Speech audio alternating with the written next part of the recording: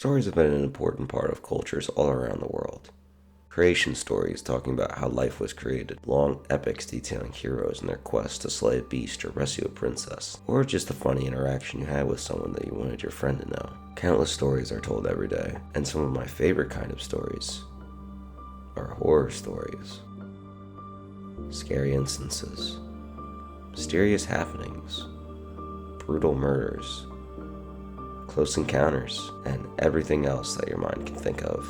But one kind of story I've never had an interest in looking at until today is creepypastas. Creepypastas are online horror stories, legends about cursed games, lost media, strange coincidences, and disturbing images. Creepypastas began to pop up on multiple websites like 4chan, Reddit, and other online forums during the early 2000s, and they took the internet by storm. Inside the hundreds of thousands of stories that have been uploaded, I'm going to take a look at 5 of them tonight. Ben Drowned, Godzilla NES, Herobrine, Eyeless Jack, and Candle Cove. These 5 of the most famous creepypastas have stood the test of time and have remained relevant in horror media ever since their creation. We're going to look at the story, protagonists, the villains, and everything else inside. If that sounds like your kind of thing, then sit down, grab some snacks and a drink, and dim the lights real low, because tonight, we're going to be telling some ghost stories.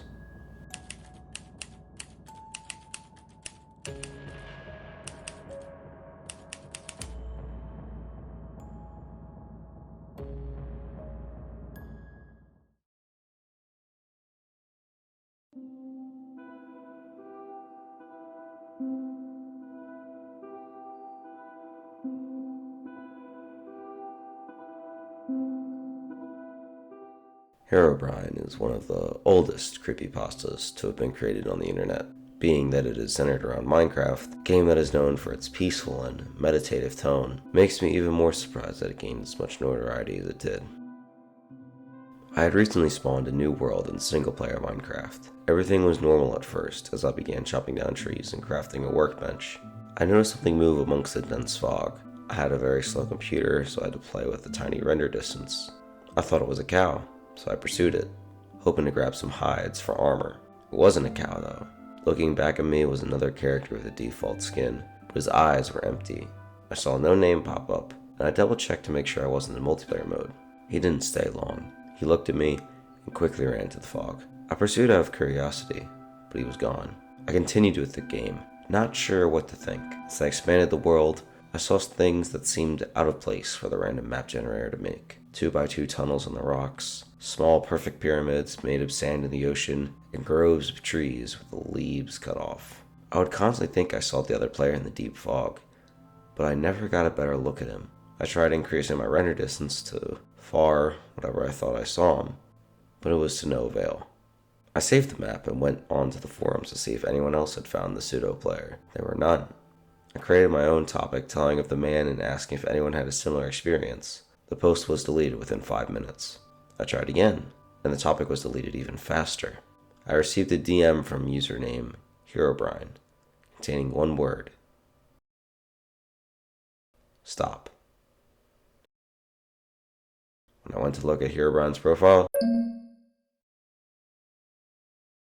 page 404.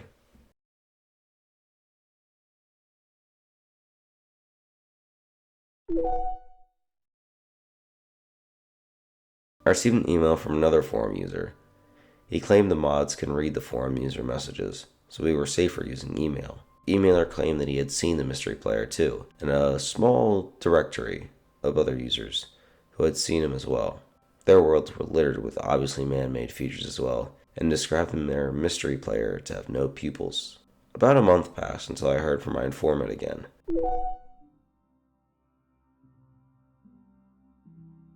Some of the people who had encountered the mystery man had looked into the name Herobrine and found that name to be frequently used by a Swedish gamer. After some further information gathering, it was revealed to be the brother of Notch, the game's developer. I personally emailed Notch and asked him if he had a brother. It took him a while, but he emailed me back a very short message. I did, but he is no longer with us. I haven't seen the mystery man since our first encounter. I haven't noticed any changes to the world other than my own. I was able to press print screen when I first saw him. Here's the only evidence of his existence.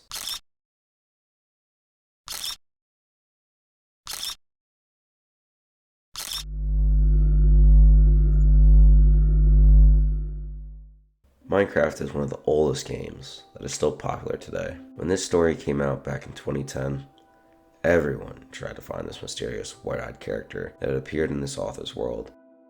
People were creeped out, but also intrigued about the story.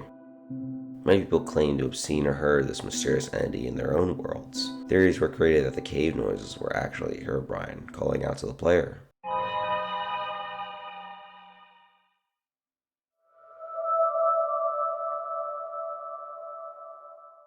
Players began to think that Herobrine was real, and that Notch actually had a dead brother in real life. It was later revealed in one of the patch notes for an update that Notch had removed Herobrine. People were extremely confused, and many attempts were made to try and find this urban legend. Notch never had a brother, only a half-brother that he rarely saw, but he still played along with the legend of Herobrine. Today, Herobrine stands as what was common in the 2010s when it came to video games.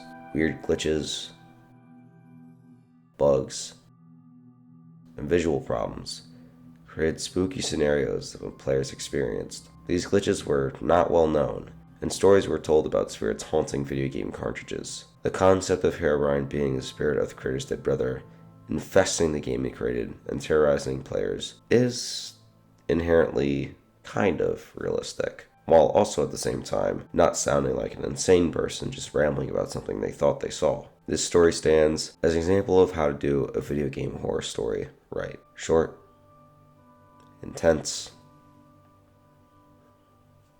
and terrifying.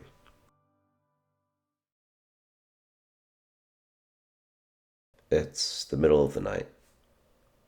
It's so quiet you could hear a pin drop. You wake up to a noise, opening your eyes, and staring back at you is a figure wearing a hoodie and a mask with no eyes. The Eyeless Jack creepypasta sparks a fear inside me that I have not ever experienced, even when I was a little kid. That fear of someone breaking into your house and taking you away, never to be seen again. Written in 2013 by a creator named Azel50, depicting a creature with a dark hood covering its entire body, with a white, pale mask covering its face, except for 2 holes where the eyes are meant to be. But instead of eyes, it's an abyss. A dark void full of nothing but darkness. Azelfo stated that the story was inspired by stories of ancient folktales about entities of death, like the Grim Reaper and the Devil himself. A prevalent part of the Eyeless Jack creepypasta is the fact that Jack's main purpose of attacking people at night is to steal the organs of his victims to satiate his hunger. Quote, "He lifted up my shirt to reveal a sewn-up incision where my kidneys were. I stared into his eyes, mine widening. You somehow lost your left kidney last night. We don't know how, though. I'm sorry, Mitch."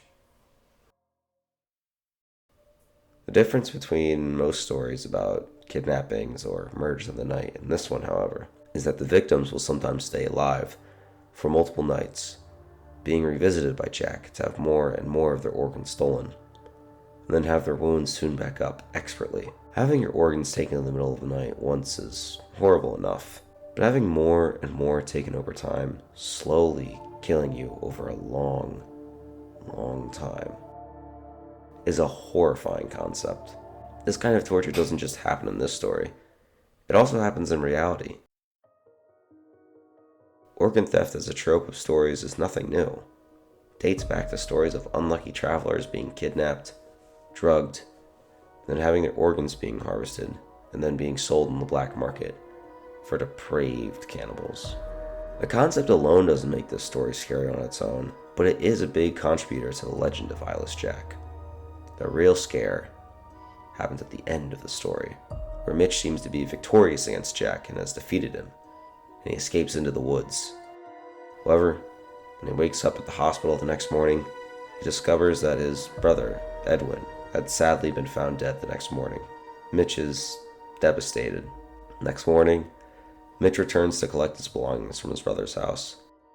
And as he is about to leave, eyeless Jack decides to torture Mitch just a little bit more. Jack had left his brother dead on the floor in the hallway, with a dark object laying next to him. Mitch grabs the object and realizes that it's Mitch's own half-eaten kidney.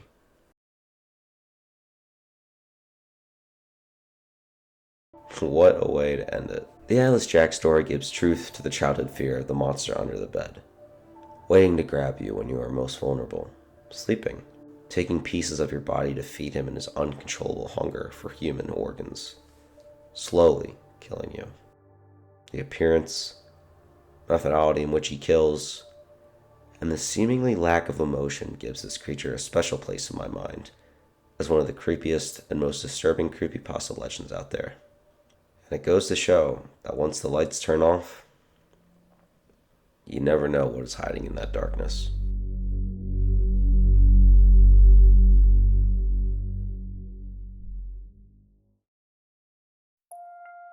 SpongeBob, Sesame Street, Courage the Cowardly Dog. TV shows that have stood the test of time ever since they aired on television networks. But one kid's show resides on the darker side of the internet. A show that numerous people claim to have watched, and their accounts of the contents inside the show are disturbing, to put it lightly. The Candle Cove story was first uploaded in 2009 by a group. Candle Cove isn't a traditional creepypasta story. While every other creepypasta has been written by an individual experiencing some haunted video game, this story is a culmination of viewing experiences and weird encounters that individuals had with the show when it aired. Candle Cove, like many 1970s and 80s cartoons, was produced using puppets and cheap sets to help immerse children in the world of the imaginary pirates. Pirate Percy, Hector Horrible, and the Skin Taker. That doesn't sound like something you want in a kid's TV show. Oh no! Laughing stock! That's one whale of a storm! We better run and hide! It'll be your hide if you turn tail, Percy! Be brave! Brave the waves! Oh, look! It's Bravery Cave! You have to go inside! I'm not brave! Oh, yes, you are! You just don't know it yet! You have to go inside! I remember Pirate Percy. I was always kind of scared of him. He looked like he was built from parts of other dolls, real low budget. His head was an old porcelain baby doll. Looked like an antique that didn't belong in the body. I don't remember what station this was. I don't think it was WTSF though.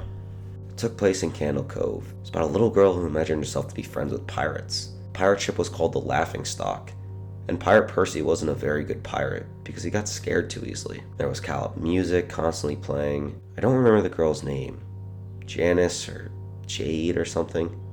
I think it was Janice. Jesus H. Christ. The Skin Taker. What kind of a kid's show are we watching? I seriously could not look at the screen when the Skin Taker showed up. He just descended out of nowhere on his strings. Just a dirty skeleton wearing that brown top hat and cape. His glass eyes that were too big for his skull. Christ almighty. Wasn't his top hat and cloak all sewn up crazily? Wasn't that supposed to be children's skin? Yeah, I think so. I remember his mouth didn't open and close.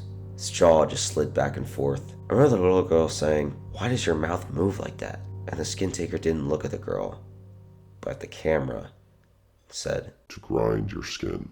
I used to have this awful memory, a bad dream I had when the opening jingle ended. The show faded in from black and all the characters were there, but the camera was just cutting to each of their faces. And they were just screaming. And the puppets and marionettes were flailing spastically. Just all screaming.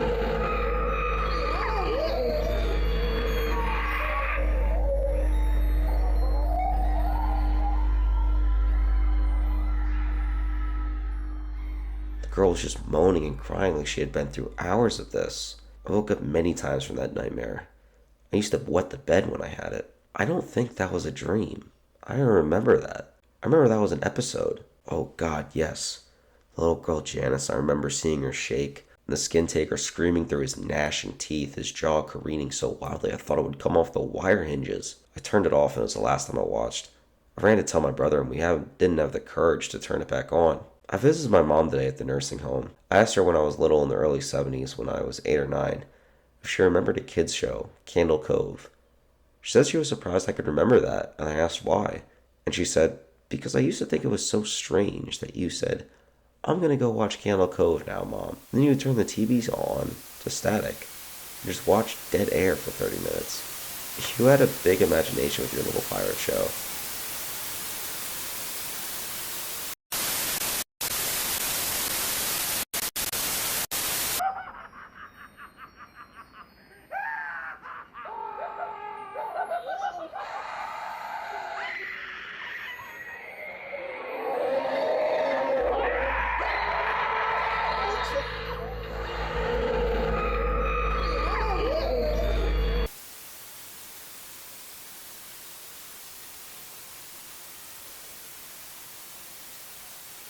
Obviously, there's more of a story here than was initially told. This story plays with the concept of people living and experiencing what they think to be reality. I can't tell if this is some sort of hallucination, FBI technique to hypnotize children, or just a figment of the imagination, but whatever it is, Mike Painter, Kevin Hart, Jaren, and Sky Shale experienced something that haunted their childhood enough to mention it in forum posts all these years later. Candle Cove is a cruel and disturbing story of how the mind can work in mysterious ways.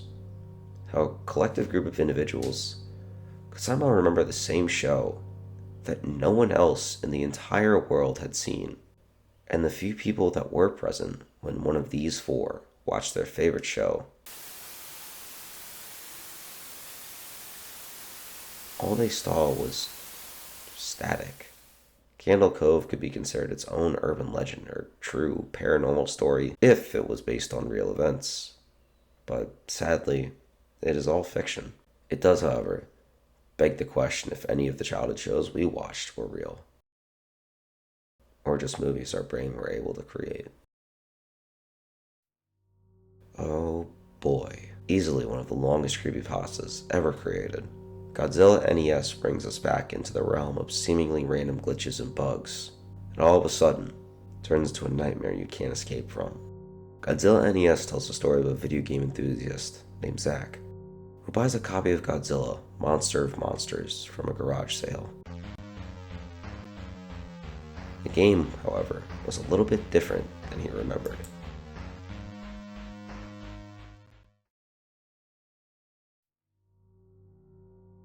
I browsed around the board and found something unexpected, where Varen's place should have been, but instead a piece representing Titanosaurus. There were only 10 kaiju in the game, and Titanosaurus was not one of them, or so I thought.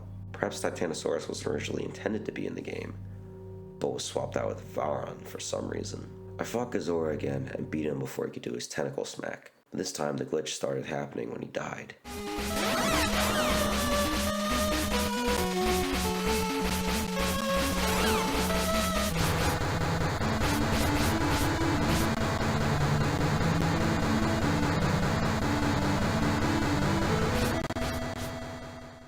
Sora Sprite didn't sink to the bottom, but instead seemed to be devoured by the glitch, his eyes randomly spawning all over the screen. I know now that these glitches with Gazora were my first warning sign that something was very wrong with this game, but I foolishly ignored it. Proceeded to fight Magra. This time, had a glitch of his own.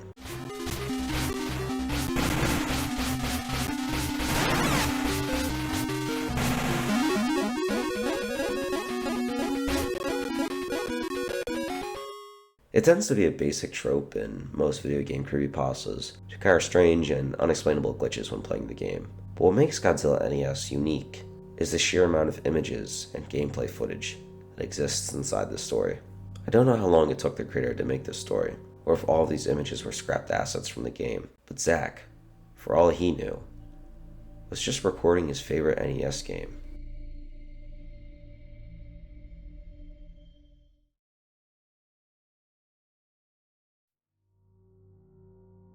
I moved Godzilla over to one of the many blue rock icons that have replaced the jungle icons and started the level. The level resembles a blue mountain range with a blood-red planet in the sky. There was something odd about the mountains. They had a shredded paper look to them. I thought at first maybe the glitch had been affected, but it looked far too intentional. I quickly noticed something else about the new level. There were no enemies at all.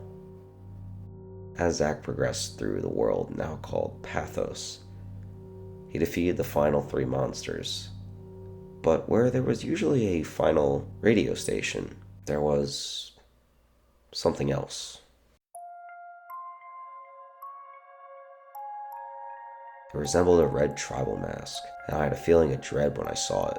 But since it replaced the base, it must be the only way to exit Pathos. I moved Godzilla to the square and started the level. It was a hellish looking place with no sky and a flickering fire in the background. The fire looked far more advanced than anything I'd seen on the NES. There was music in the form of a slow, steady drum resembling a heartbeat. All the text on the top of the screen and the life bar were gone. Their place was a single bit of text in the middle of the screen that said, "Run." The first time it hit me, I didn't even see it. I heard a noise outside my room and turned back to see if something fell. And I looked back. Godzilla was dying.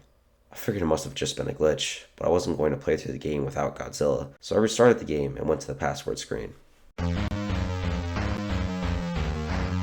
The game started me right off where I was before I started the red face level, so I tried again, making sure to pay attention this time, and that's when I heard a low, bellowing sound. And then I saw it.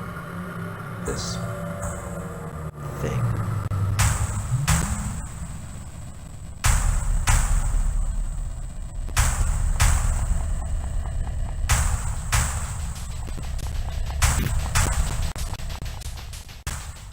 Do you know that feeling your body has when you feel like you're in extreme danger? You start to recoil and tense up as the adrenaline flows through your veins, and your nerves start to feel very cold. That's the feeling I had when I took this screen cap. I haven't seen all the Godzilla movies, but I'm pretty damn sure this was never in any of them. It had to be something the creators made up. But what kind of sick fuck would put this in a children's game?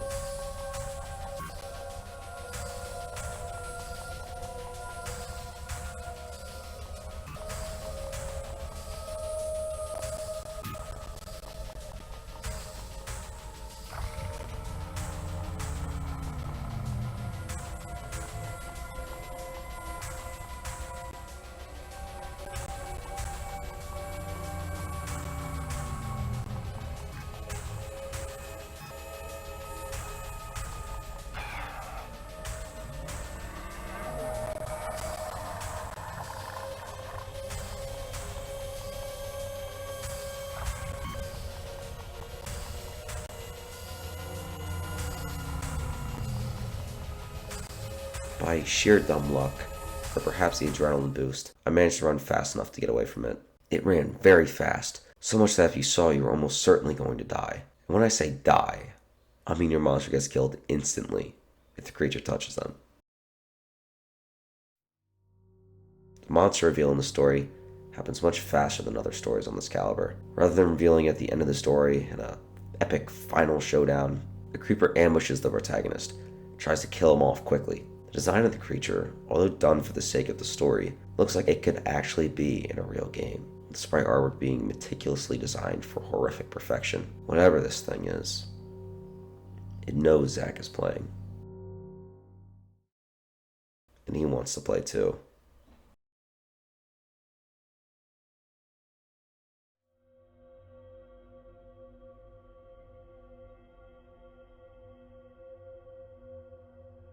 Zack defeats the monster and then proceeds to go through more and more ridiculously designed monsters.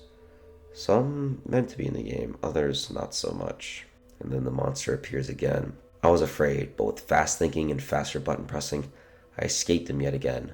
I felt really excited, and so I laughed and said, "Not this time, asshole." But when I said that sentence, just before the level ended, the monster did something that made my blood run cold. It looked at me. Zack's finally beginning to have second thoughts about everything. Who made this game? Why would someone make this game? Having these thoughts sit and fester as he goes deeper and deeper into this rabbit hole only adds to the tension and suspense that the stories build up masterfully. In that final sentence, it looked at me.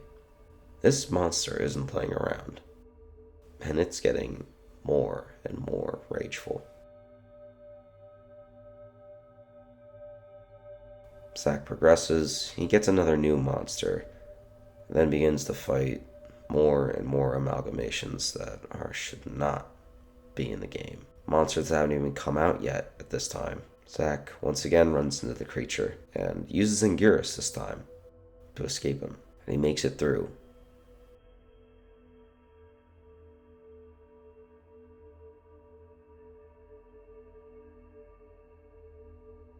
Another haunting reason why this story is one of the best creepypastas ever written, the characters actually have depth in the story. Zack used to have a lover. If you can call middle school love a lover, but it was love to him. Her name was Melissa, and she had a condition where she would experience episodes and would just sit there, not reacting to anything. When they were at the park, staring at the stars, she had an episode. She got up and ran into the street, and she was hit by a car. And the last thing Zack saw was a car tire running over her neck. Zack was, and still is, traumatized by Melissa's death, and the implications that this mysterious red creature has been hunting Zack down, and a hand in causing her death is disturbing. It gives us a reason to care about the character, feel sorry for the horrible tragedy that happened. The next two chapters of the story are irrelevant to the final chapter, so we will be skipping over these. If you do want me to cover the story in its entirety, with an in-depth review and analysis of the timeline, then please subscribe, as that will become one of my upcoming projects. Zack fights through everything, until finally he comes over to the finale, the last world, defeats all the monsters, and then he gets to the final boss, Red, this creature that has been hunting him down since the beginning. Quote, "I couldn't get up. I was paralyzed to my seat. The only muscles I could move were my fingers and thumbs. As the terror set in, a new message appeared on the screen. You are not leaving. I started to scream, but only a weak choking sound was coming out. I desperately tried to get my body to move, but it did nothing. I was looking in every direction, and then I looked over at the computer. Since Red could hear what I was saying, I tried begging for him to let me go. But things started to get hazy as I was under extreme stress at the time. From what I can remember, I said, I'm sorry I insulted you. I didn't mean it. I didn't know things would get this serious.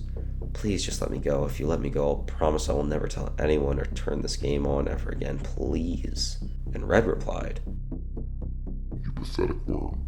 It's too late now. Only one will survive.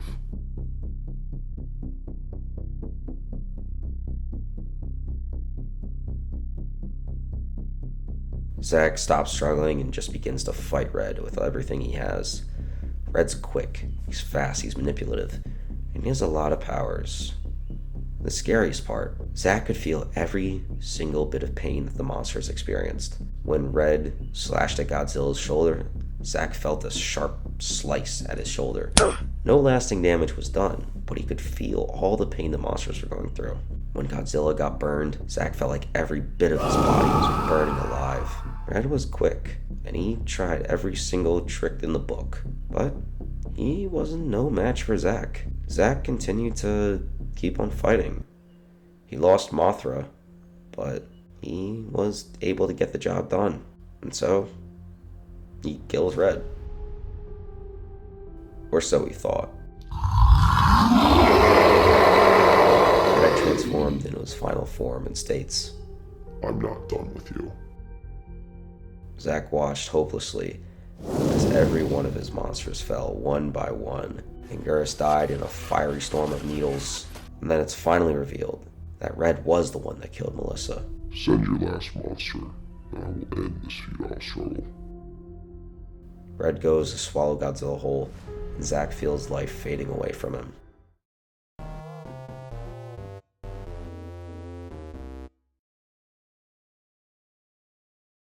But Then, a surge of blue text appears and begins to battle the red text. Red's power was being challenged by another force. It prevented him from killing me. And when I regained my vision, I saw a familiar sight. Melissa comes in the form of a blue angel and tells Zack that it is true that Red did kill her, and if he doesn't stop him, he'll do the same to him. For one final message, and I love you, Zack finds out that he unlocked a fifth monster, Asius, the Golden Light. And with this, Zack pulled out all the stops, every single trick in the book, every dodge, every reflex, every quick button press, with just a sliver of life left. He dealt the final blow to Red, causing him to explode and erupt into pixels. Melissa is saved along with the rest of the monsters, and then it cuts to the title screen.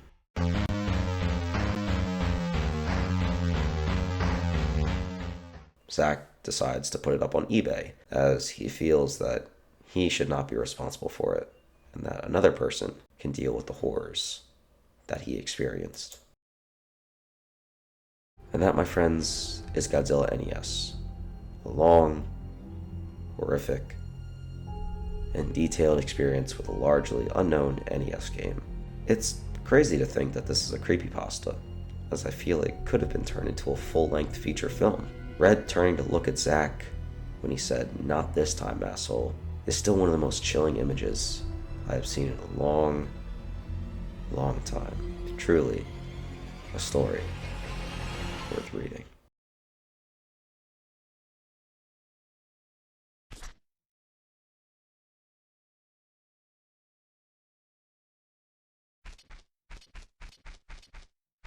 Ben Drowned is one of, if not the most renowned and respected creepypastas and ARGs ever to grace the internet. It's not as short as Herobrine or Eyeless Jack, but it isn't the gargantuan titan that is Godzilla NES. However, I do believe that it is the scariest out of all the stories I've talked about thus far, for reasons I will get into after the footnotes of the story. Let's begin.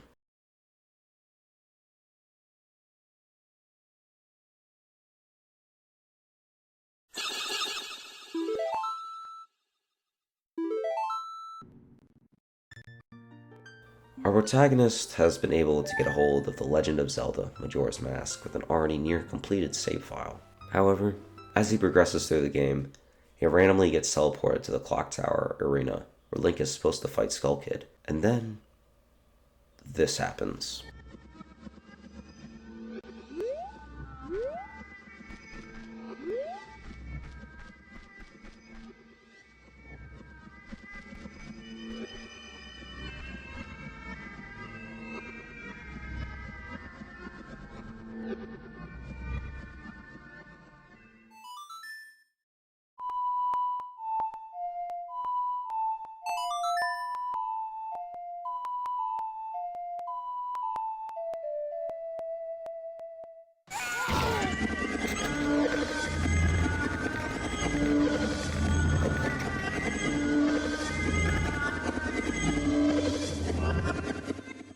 I tried leaving Clocktown, but every time I attempted to zone out, the screen would fade to black and I would just zone to another part of Clocktown. I tried playing my ocarina. I wanted to escape, and I did not want to be here. And every time I played the Song of Time or Song of Soaring, it would only say, "Your notes echo far, but nothing happens." By this point, it was obvious the game didn't want me to leave, but I had no idea why it was keeping me here. I didn't want to go inside the buildings. I felt that it would be too vulnerable to whatever I was terrified of. I don't know why, but I came up with the idea that maybe if I Drown myself at the laundry pool, I could spawn somewhere else and leave this place. As I zoned in and ran towards the pool, that's when it happened. Link grabbed his head and the screen flashed for a brief moment of the happy mask salesman smiling at me. Not Link, me, with Skull Kid's scream playing in the background. And when the screen returned, I was staring at the Link statue from playing the song Elegy of Emptiness. I screamed as the thing just stared back at me with that fucking facial expression. I turned around and ran out and back into South Clocktown. And to my horror, the fucking statue followed me in the only way I can compare it.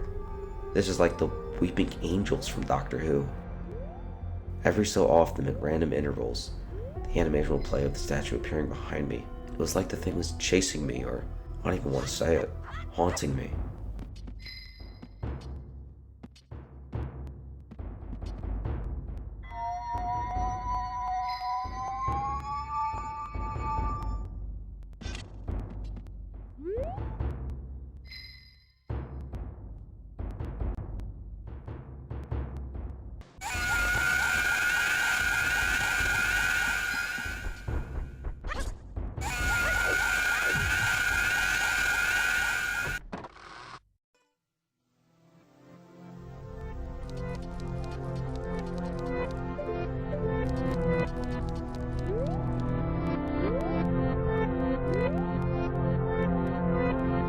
This statue is one of the most notorious images found in the Creepypasta fandom, on par with the likes of Jeff the Killer and Smile Dog, torturing anyone who decides to stare at it with its dead eyes. Before we know it, the protagonist is teleported again to the Clock Tower arena.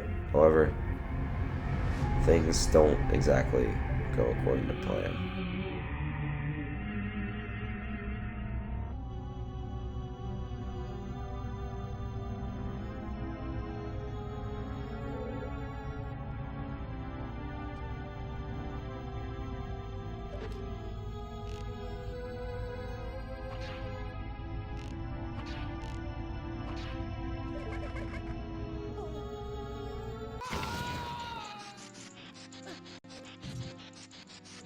Link dies. Again.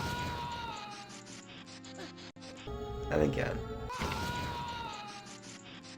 And again. I couldn't move. I couldn't press any buttons. All I could do was just stare at Link's dead body. After around 30 seconds of this, the game simply fades out with the message, "You've met with a terrible fate, haven't you?" before kicking you out to the title screen.